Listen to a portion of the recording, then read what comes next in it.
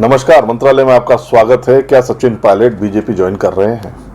एक ऐसा सवाल जो इस समय राजस्थान की राजनीति के अंदर बहुत तेजी से घूम रहा है कि क्या सच में सचिन पायलट जो हैं वो बीजेपी ज्वाइन कर रहे हैं, क्योंकि जिस तरीके से स्थितियां देखी जा रही है, जिस तरीके से कांग्रेस का दामन छोड़ करके बड़े बड़े राजनीतिक जो लोग हैं वो बीजेपी में जा रहे हैं, उनको अपनी संभावनाएं भारतीय जनता पार्टी में नजर आ रही हैं।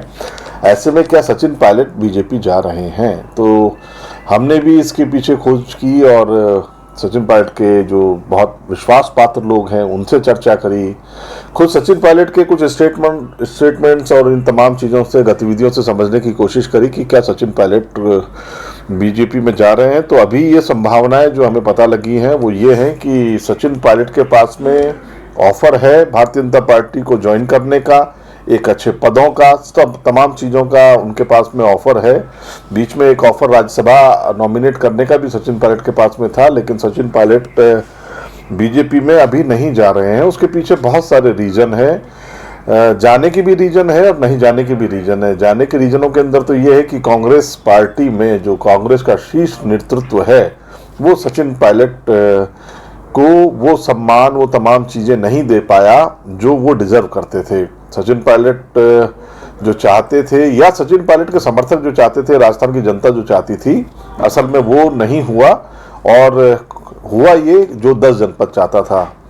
एक स्टोरी में पढ़ रहा था जिसके अंदर मुझे आज़ादी के समय की वो स्टोरी थी कि तमाम कांग्रेस, जब आज़ाद भारत हुआ था तब कांग्रेस पार्टी जो है वो पूरी पार्टी, उस समय कांग्रेस की बहुत सारी समितियां होती थी, वो पूरी पार्टी जो है सरदार वल्लभ भाई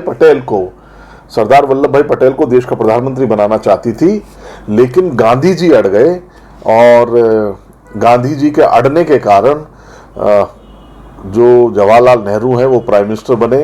कांग्रेस के जितने भी लोग थे, जितने भी जनता थी, कांग्रेस का लोग का मतलब हुआ जनता जो चाहती थी सरदार वल्लभ भाई पटेल प्रधानमंत्री बने, लेकिन महात्मा गांधी के अड़ने के कारण वो जवाहरलाल नेहरू इस देश के प्रधानमंत्री बने।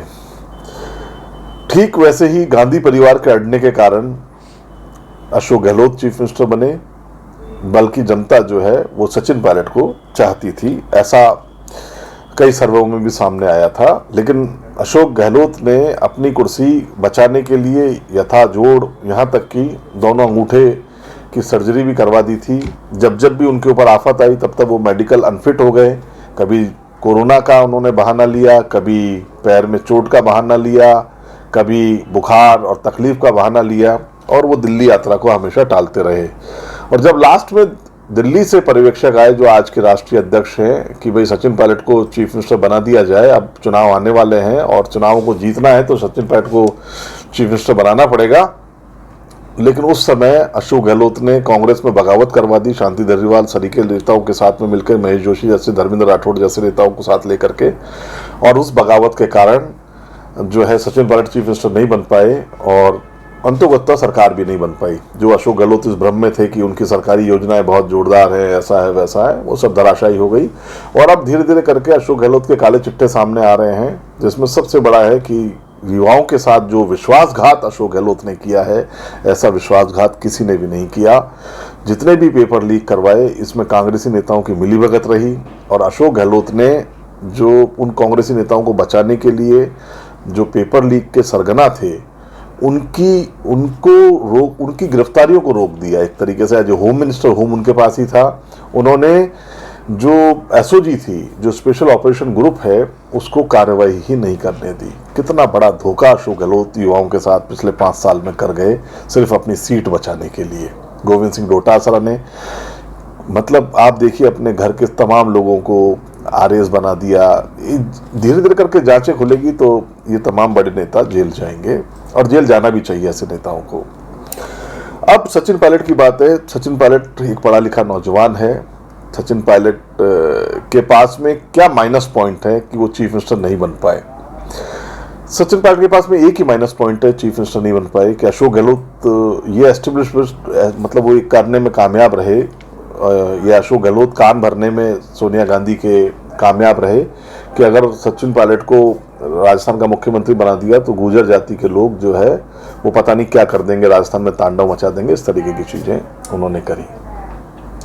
सचिन पायलट जैसा आदमी जो युवा नौजवान है, सचिन पायलट जैसा आदमी जो कि बोलने के अंदर आप देखिएगा, कभी उन सचिन पायलट के भाषण सुनिएगा, फर्राटेदार अंग्रेजी भी बोलते हैं, फर्राटेदार हिंदी भी बोलते हैं। अशोक गहलोत की तो भाषा की बात अलग कर दें, तो ये फर्राटेदार बोलते हैं, मतलब कि इनकी शब्दों पे पकड़ है। कभी भी ऐसे शब्द उनके मुंह से नहीं निकलते, यानी परिपक्व राजनीति के शब्द उनके मुंह से निकलते। ना तो उनमें लालू यादव की छवि दिखती है, ना ही उनके अंदर एक ऐसे राजनेता की छवि दिखती है जो अंतर्राष्ट्रीय स्तर का एक राजनेता होता है। तीसरा, सौम्य छवि है सचिन पायलट की। चौथा, अंतर्राष्ट्रीय मुद्दों का अध्ययन है। और पांचवा जो सबसे इंपॉर्टेंट है, कांग्रेस के अंदर एकमात्र देश प्रेमी है ऐसा आदमी जो मिलिट्री के अंदर भी सर्विस देता है, राजनीति में भी सर्विस देता है, खड़ा रहता है, वो सचिन पायलट ही है। अब सचिन पायलट को दरकिनार करके अशोक गहलोत को क्या मिला?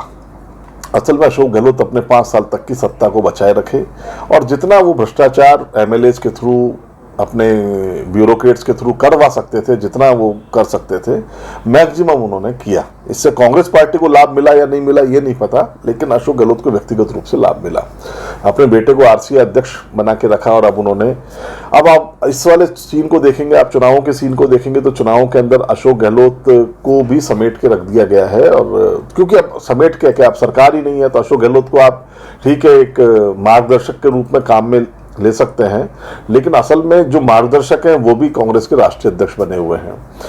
कई जगहों पर आप देखिएगा कि जो कांग्रेस छोड़ के जा रहे हैं वो राहुल गांधी को दोष दे रहे हैं। अगर प्रमोद कृष्णन हो या कोई भी बड़े नेता जो छोड़ के जा रहे हैं, वो बिल्कुल, क्योंकि ये वो लोग हैं जो अंदरी राजनीति से जुड़े हुए हैं।